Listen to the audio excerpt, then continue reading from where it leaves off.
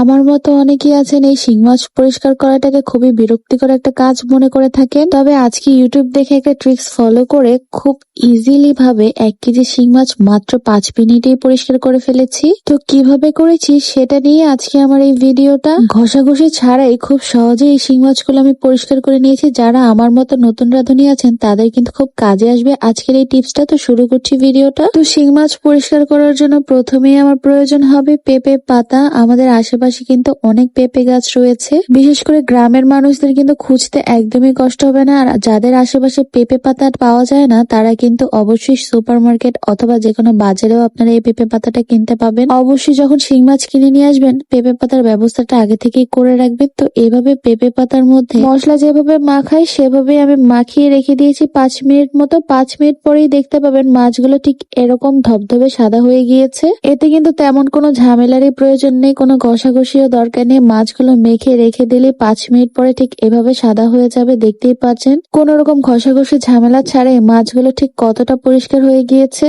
এখন অনেকেরই প্রশ্ন থাকতে পারে মাছগুলো কিন্তু কিছুটা পেঁপে পাতার রঙের মতো সবুজ সবুজ দেখা যাচ্ছে, এতে করে মাছগুলো খেতে কি তিতা লাগবে কিনা। উত্তরে আমি বলবো অবশ্যই তিতা লাগবে না, খেতে কিন্তু ঠিক শিং মাছের মতোই লাগে আর একদমই পরিষ্কার হয়ে যায় কোনো ঝামেলা ছাড়াই। সবাই কিন্তু এভাবে বাসায় ট্রাই করতে পারেন। আর যারা জানেন না তারা কিন্তু অবশ্যই এভাবে ট্রাই করে দেখতে পারেন। খুব কাজের একটা টিপ, মোট কথা সময় বাঁচানোর মতো একটা কাজ। যাদের আজকের এই ভিডিওটা ভালো লাগবে তারা পেজে ফলো দিয়ে পাশে থাকবেন। আল্লাহ হাফেজ।